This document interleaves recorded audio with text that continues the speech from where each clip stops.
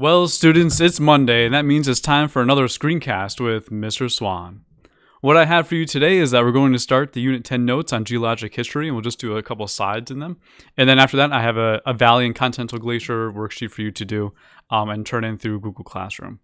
Our picture of the day today is actually two satellite images showing the overall, like the melt and ice gain that's happening over in Antarctica and Greenland. So, two new satellite images show where ice is being lost and gained in the two ice sheets on our planet. In the vivid colored new maps published as part of an April 30th study in the Journal of Science, researchers illustrated 16 years of ice lost in Greenland and Antarctica as seen by a laser-emitting NASA satellite. The images show a rapid melt around the coast in both regions, shown in red and purple in the maps, far outweighing the modest ice mass gains shown in light blue further inland. Greenland's ice sheet lost an average about 200 gigatons of ice per year, while Antarctica's ice sheet lost an average of 118 gigatons per year. For reference, a single gigaton of ice is enough to fill about 400,000 Olympic-sized swimming pools, which are ginormous. All that melting ice was responsible for a total of 14 millimeters of sea level rise between 2003 and 2019.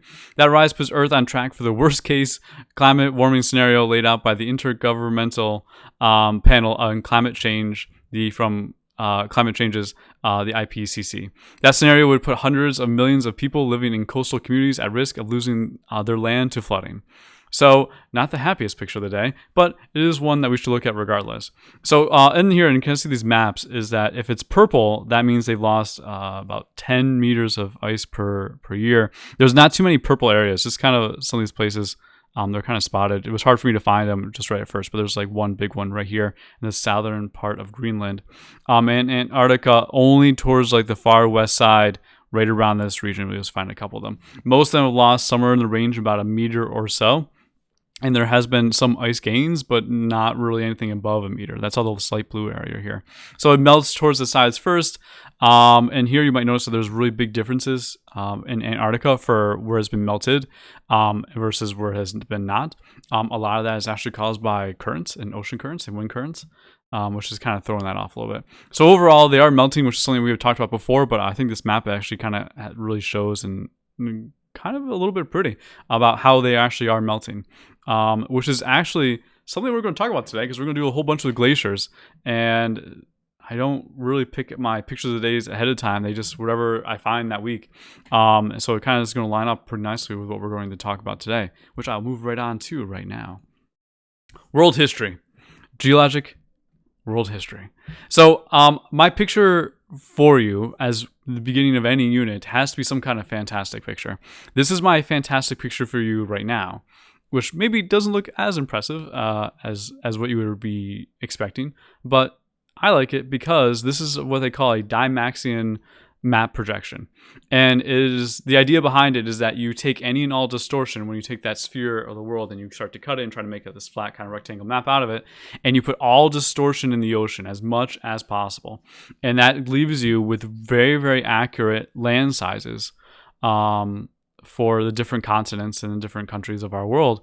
And it gives you this kind of strange shape with all these like kind of V cutouts all over it. So if you try to put this back together, it really wouldn't go back together very well. So it wouldn't form like some kind of cool shape 3D, but it just gives you an idea of it. And I really like it because it shows, really quickly, we just talked about Greenland and Antarctica. And I know like sometimes the regular world map projections you see, Greenland looks ginormous. It sometimes even looks bigger than Africa. It is nowhere even near close to that. So this is that little bit of land of Greenland. This is that land over in Antarctica. This ice right here is all sea ice. This is all frozen over during the winter time in the northern hemisphere. And the reason why I picked this one for geologic world history is because I think this map kind of nicely explains that geologic world history has also influenced our history. And it kind of gives you, I think, a better idea of how humans have kind of moved around this world right from the beginning to where we all started back over here, at least ancient ancestors, over here in Africa. And you're like, okay, well, if you're over in here in Africa, you can kind of see like, okay, well, I could kind of go this way to Madagascar. As time goes on, they start to move up over towards the west part and to the east part. And you're like, okay, well, once they get about here, you can kind of see like how they kind of make that jump over into like Portugal and Spain, and kind of worked their way up like over into like Europe. While over here, this like group maybe worked their way over to the like modern day Middle East, right? And you keep on going, and this group kind of comes over here, and maybe they kind of go back and forth, and then you go over to modern day Russia, and you're like, okay, over time, and then works your way over into modern day China, and then you're like, okay, well, to get to Australia, you can work your way down through these islands of Indonesia, right? And then you eventually get your way over to Australia. And then over here in Russia, there once was a land bridge that connected it. And you can actually even see the remnants of that just a little bit, like right here where my mouse is kind of hovering. And you're like, okay, so then they cross over into that. And you probably kind of hurriedly work your way back down towards like the warmer climates of North America. And then from there, you can go all the way down to like South America as well. And then, that kind of makes sense. And then always a big question that comes up is, what about Hawaii? How does that work? Like over there in the Pacific, like how would you find that spot? And some neat articles have come out that talked about that back then, they probably followed birds, and that birds actually will fly from one continent all the way over to the island of Hawaii and back again. And they think, originally they thought maybe it was like somewhere over here and working away from North America across. But now some more articles have come out that was like, hey, it was probably actually made from Indonesia, and they worked their way across, which this map doesn't perfectly explain, but or show very nicely, but that like, if you follow these birds, it's like, oh well, they're flying over there in like kind of this like line. They're probably going to someplace they can land on, and you can kind of work your way to kind of like hop from these islands where you might not really be able to see them from land. So I kind of like that just because it kind of shows like, okay, it kind of makes sense, at least to me, from this movement, and like the orientation of land, like how they kind of got there. And how they actually did find, talk about like the Vikings working their way up over into Iceland, into Greenland, like that maybe if that wasn't really kind of like talked about like at least in Europe and over like I'm talking about like centuries and centuries and centuries ago, how it could be kind of missed. And so they find these new places. They're like, whoa, this place is super cool. Like where does this come from? And there's nobody there. So then it's all yours. So I kind of like the geologic world history from that regard. I'll have another video for you, but I'm going to actually put it in the classroom doc. It talks about like human population rise, for you to kind of go watch that one on yourself. But I thought that was a pretty cool one. But besides that, kind of working on, let's start it. The earliest recorded history of humans is about 5,000 years ago. It was before the hieroglyphics. This is a time when they call proto-writing, and it just like this like little tablets. They're not like very, very relatively very big. And that's pretty much about it. Versus when the Earth was made, which was about 4.6 billion years ago. And that means that there is a massive gap of information. If you take the amount of like information that's generated today, through videos like this, or through pictures, or through writing messages, and newspapers and books, and all the writing that happens like every single day, we get more in just a couple of days than pretty much than there has ever been in human history since a couple of days ago all the way to the beginning of human history. Like stuff is scaling at a dramatic amount. So modern time is actually pretty well recorded. Past, not so much. So getting like any writing, a couple hundred years ago is difficult, but possible. Getting anything thousands of years ago is very difficult and really not very likely. So that becomes a big issue. And anything before that is just not going to even occur because we weren't even around. So there's a massive gap in time. And so the whole purpose of this unit is to kind of say, how do we figure out what happened when there wasn't even people around to observe what happened or even record it? So this all kind of goes into that, this trying to figure out these massive gaps, and we just use the tools that we have available to us, which we find out in our natural world. So there is a large gap in Earth's history that we have never seen, but would like to still understand.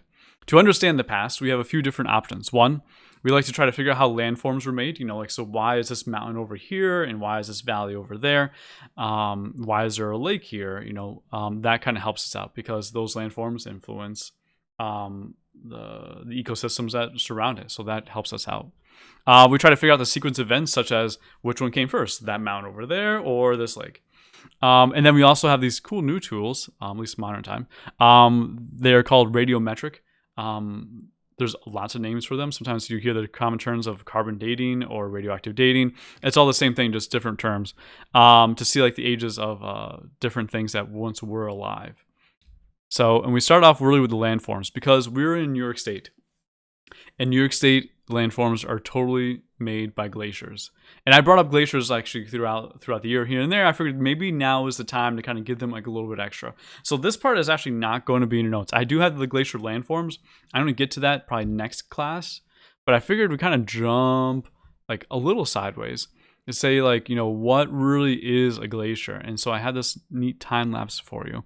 I like this time lapse of glaciers. It's hard to find like a really good time lapse of glaciers because they have to go on for a long time.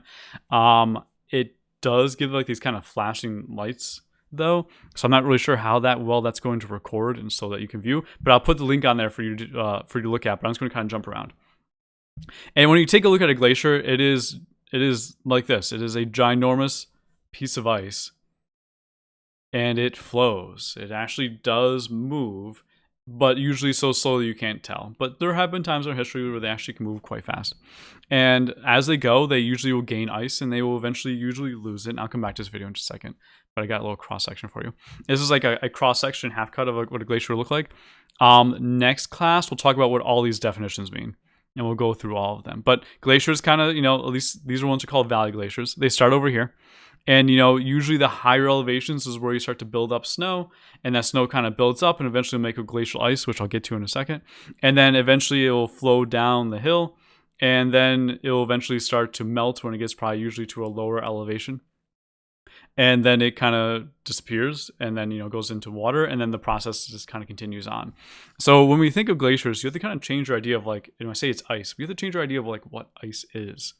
It's not ice you'd find in your refrigerator for like your ice cube maker. It's a special type of ice. And it's really just ice that has been compacted over an extremely, extremely long period of time. And really what happens up here in these higher elevations, you get snow. And snow comes down, and it just piles up, and they are in snowflakes that look like this. Like those six-sided, hexagonal kind of sided crystals, and they just pile up. And there's a lot of snow, so you're getting a whole bunch of snow, and it just piles up and piles up and piles up and piles up. And it gets taller and taller and taller, and it gets more and more snow. And what it's causing is a crazy amount of weight. And that snow starts to then compact. And that's what this picture is showing over here. So this is actually a scientist actually taking out little pieces of coring of snow for a glacier that will eventually turn into glacial ice. And you kind of see like the lines very, very faintly in there. Of the snow, and you see how the color starts to change as it gets further down. And what happens is after time, these snowflakes get compacted, the crystals start to break. And once the crystals start to break, they eventually start to make little tinier crystals. And the nickname for those is fern. And it takes years for this to happen, but it starts to kind of like compress and compress and compress. And then as it's compressing and making these like little kind of like beads of ice, it starts to lose all the air that's in snowflakes. Snowflake is mostly air. That's why like 1 inch of water will make about 11 inches of snow. And because as ice freezes, or sorry, as water freezes, it starts to expand, and it starts to grab that air, and it holds those little air pockets in there. Fern loses that. So now you'll have is just the water starting to compact, but it's lost all the air. And eventually that pressure, and we're talking about like way more pressure than just your hands being pushed together, but like a lot of weight causes that fern to push and gets closer and closer and closer together. That actually lowers its melting point. So it makes it slightly easier to melt based on the heat around it. So what happens, the reason for that is that if you add pressure to something, it doesn't take as much heat energy to make those atoms change phases. And so that's what happens to fern. And so it starts to freeze, and then you get like it starts to compact, it starts to melt just a bit, and then it starts to then re-solidify, and then the air now is gone, and then it's still cold, so it will eventually then, it's like it melts and then it refreezes, and then it makes what we call glacial ice. And that's just pretty much ice with pretty much 100% water in there. Not quite, but close. And it's very, very, very heavy. So it's heavier than actual ice you would eventually go see. It's similar in my mind to icicles coming off the roof. It's like you have some a source of water, and it goes on there and melts a little bit, and eventually kind of freezes when it hits that icicle before it can make its all the way down to the bottom and drip. And then some more water comes and it melts a little bit, and then eventually refreezes, and your icicle gets a little bit bigger. So that doesn't really have anything to do with pressure, but it's similar idea, but not exactly the same. So that's what glacial ice is. And so if you go to the top of a glacier, like this picture, it's snow. a lot of the time. And if you went further down, you start to look, you can see how that snow layers will compact together. And this is probably like right on here is like we're trying to measure it, trying to see like, how fast that actually happens. And it does take years for this to occur. So if you want a glacier, you need snow and you need a lot of it, and it has to hang around. If you have a whole bunch of snow during the wintertime and then it all melts during the summertime, there is no glacier. You need snow to come down during the winter and then last all summer long. And then next winter you get more, then that can last all summer long. So you can't lose 100% of it during the summer, otherwise your glacier is gone. So one of the most important things to make a glacier is not exactly a lot of snow, and it's not exactly cold winters, it is cooler summers. So it just needs to last. It doesn't have to be like super cold all the time. The ice needs to make its way all the way through. So when you take a look at like Antarctica, it only snows like this much there per year. But it's cool during the summertime, so that snow can usually hang right around. And that picture of the day brings up a valid point, which I'm going to jump back to, is that you're still going to have melt. And the glacier won't last all the time, so the higher elevations usually have a little bit more of a buildup. The lower elevations are usually what loses it. So we kind of go back to my other picture, which was right here, is that glacier will build here and then eventually go here. And start to melt away towards the bottom. And that produces kind of a neat effect over time, depending on what's happening to glacier. So this is a time lapse of a glacier going down the mountain. I'll play just like a little bit of it. But you can see, and just take a look at it like a little section of the ice, you can see it actually over months, you can see it flow down. Right? So the ice is flowing. It is flowing and working its way down. See what I mean about the colors? It kind of... I'm not sure like how well that plays through a recording, but I'll show it to you regardless, so it will look pretty good. So that's actually going down, and what happens is that this glacier, there's so much pressure at the bottom of the ice that's made from this glacial ice, it is becoming like plasticky. So it's not like a solid ice cube just barreling its way through the ground. It actually can bend and work its way and kind of flow right across.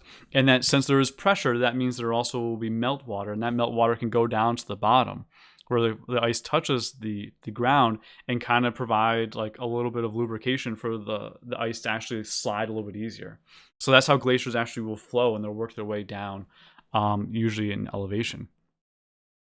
And it kind of goes there, and then time lapse. This is a glacier that's melting faster than it is building towards the top.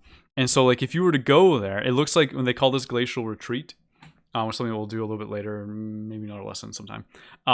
It kind of looks like the glacier is moving back up the mountain. It's not. It's actually flowing down the mountain. But if you were to come here, like, and this is like February 2010, and then you jump ahead, and then you come back, like, let's say months later, let's say 2 months later. So like you're working in like April. The ice was originally right here, but now it's over here. So it will look like kind of like it's moving back up the mountain. And if you come back a few months later, now the ice is like over here, like. Right? Come back a few months later. Now it's like even further up. So it's almost like looking like it's working its way back up the mountain. So they call that glacial retreat. Or it does the opposite, that it can't melt as fast as it's coming down or building up. So then it looks like it just advances. So there's glacial advance and there's glacial retreat. But they both are flowing down the mountain. The retreat is kind of like a cool optical illusion in essence. You see it kind of like, looks like it's backing up. But if you were to stay there, 24 hours a day and actually kind of watch, you'll see that it actually is advancing, but pieces break off. They're just eventually hitting some water, and they float away and they melt, and it's just melting before you actually can get there. If it was like in perfect balance, or the amount of snow that it's getting versus what it is eventually going to lose, then it would stay the same size. So that's my brief spiel about glaciers as it kind of goes. My intro one, as you can say. So there are two major types of glaciers. And this is what your assignment is going on to. There are the valley glaciers, which your assignment is right here. There's the valley glaciers, and then there's the Continental Glacier. Those are the two major categories. Those categories really have lots of different names. Names for valley glaciers, you can people will say alpine glaciers or mountain glaciers. You might notice that they all kind of sound like mountainy. It's because they are. Those glaciers are the ones that form in mountains. Usually higher elevation, cooler snow, and eventually you get your glacier. Your continental glaciers are another nickname for them is ice sheets. They are ginormous in size. Where a valley glacier is the size of like, like think of a valley and a mountain, which is big, if you're kind of walking maybe a few miles or so. A continental glacier will be way bigger than that. They are at least country sized. They are also usually way thicker and much, much harder to get to. So when we talk about a continental glacier, I'm talking Antarctica. There's another one. It's like my last question, I think, on the sheet. I've already kind of given it away a little bit in the picture of the day. It's Greenland. So these are dwarfing a valley glacier. A valley glacier would be like maybe the size of my mouse cursor on one of these pictures. It'd be like just like this little part, my like little circle. That'd be like the size of a valley glacier, or could be. These are the ice sheets. Ice sheets are way bigger. So when we talk about like valley glaciers melting, actually, I take it back. We don't usually talk about valley glaciers melting that much, but it does happen, and it is a concern. But usually it's ice sheets that are the big one, because if those go, well, now you have sea level that's going to rise, like tens of feet. It'll become a big deal. For valley glaciers, it becomes usually a bigger deal, more localized. So there are communities that live at the bottom of these mountains. Like, let me go back to my picture here. Like, imagine like a community down here, and then during the winter this builds up with snow, and then during this, more glacier comes, and during the summer this melts. That brings off some meltwater, and then usually communities sometimes will then have that for their water for their spring, summer, and fall. So some communities actually rely on valley glaciers. Which is going to become a big issue because the Andes have valley glaciers, and some of them are melting way faster than they're building up, which means that they'll go, like they'll just disappear, and then those communities' source of water will be nobody knows. Nobody has any idea. Like, what are they going to do? They don't know either. So that's becoming a big issue for their climate change. So like, and they're way high elevation. They're not really worried about like sea level rise. Or different kind of like heat waves based on like their elevation, so they'll always be kind of a cooler climate. But they're worried about water, and fresh water, so that becomes a big issue. So like every place, as I said, I think throughout the year has their own issue with climate change that just happens to be theirs. Which I'll bring up maybe a little bit later as well, because I actually have a second or two. But for one of those things, I just read. I saw a movie, I believe it was called Chasing Ice. And they kind of interviewed like some of these people, and they talked about one of them, at least one community, that the glacier is practically almost all gone. And that the younger people in the community all know this, and that they know that, hey, this village is kind of on the outs. There's no more water here. It's probably not a good place to maybe kind of live my life, raise my family, that kind of thing. So they're leaving. So this one village is actually losing all the young people. And now, but the old people don't really want to go anywhere, and they really don't have anywhere else maybe to go. And so they're like, what will happen? Who will take care of us as we get older and older? So that also becomes an issue. It's like, who will help take care of the old people if the young people don't want to stay there? Another issue of climate change, which doesn't directly relate to climate change, is like the secondary effect. So what I'm going to have you guys do, so we'll stop there for glaciers for today. We'll do the features next time. And what I have for you to do is some nice before and after. So if you are into photography, the government hires, and the USGS actually hires photographers to go around, and they do things like this. They call this, this is like the warning of the site. You can ignore kind of like these alerts. These are like state park alerts. This is for Glacier Bay up over in Alaska. And people have been going there for a long time. This is like one of my favorite pictures. And here is what that ice used to look like, and you can actually like see like some of the old timey clothes. Like I like the top hats and like the old kind of cameras, right, that people used to kind of carry, right? And they would go and visit these ice and things today. And so we have these pictures, and they will actually try to get people to go to these exact same spots and go take a picture of the exact same thing. And like, here's what it looks like today. So you would never even know, like, if we even didn't have like any of this evidence, like what it used to look like in the past. I mean, like, that is an ice wall. That is a massively huge just chunk of ice right there. And today is just totally gone. So, and there's a bunch of these as it kind of scrolls down before and kind of like after pictures. And I want you to kind of pick just two of them, and you kind of tell me like, what's similar, what's different. Is ice advancing? Is it retreating? It can be advancing. That's still possible. Take a look at maybe some vegetation there. Take a look at some landforms. Some of these will be easier to do that than others. But you can actually see like some of the erosion in the mountains. Just like a little bit. You can see actually like how the mountains kind of like peaks aren't usually as pointy sometimes. Like 100 years later, showing some erosion. You see like how there are trees in some areas that there weren't before, and how some of these ecosystems are changing. And so they try to do these and see like this is a way we kind of take a look at and actually do science to see what has changed over time. So they call that repeat photography. And so I have just pick out two that you like. Write down the glacier name, the amount of years in between the pictures, wherever it is, from like 1890 to whatever it is. These pictures, the new ones, were taken, I believe, in 2019. And then fill this out and it'll be all set. And the other one is called Images of Change. And this is for NASA one. When you click it, and this is like my only complaint of one of these websites, is that when you click the Images of Change button, it pulls up this Alaska mountain. At least it does for me.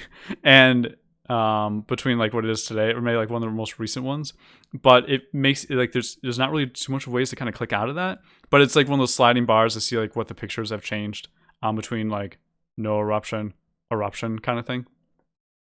You can toggle them so they can kind of see like back and forth. You can click back and forth. The bottom button here so you can see them side by side if you want. If you want to see more though, altogether, this is what I want you to click. In this top right corner, there's this little grid icon. Click that, and that's what kind of goes to like the main overall homepage of these. And you have a lot of different things. They have neat ones about cities, from like forest fires or to I like this one a lot. Trying to add land. Right? So trying to like add land to kind of like help build more, which I thought was kind of like a neat thing. There are some cool artificial islands that were built. The before and then the after. Those are like human artificial islands. There are other islands. Extreme events. I can't remember where I saw it, but there's another one on here that's showing like like an ocean. And then you see like a volcano kind of like erupt, and like bam, like there's a new island that was built just from igneous rocks. There's also another one on here for ice, talking about some before and after, some different ice ones. Iceland glacier melts.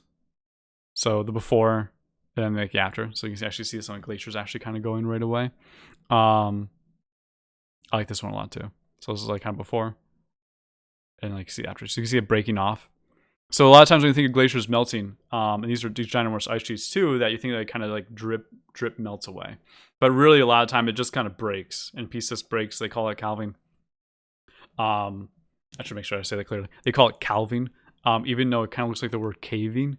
And it just kind of floats away, maybe like into the ocean, and then just slowly melts away after that.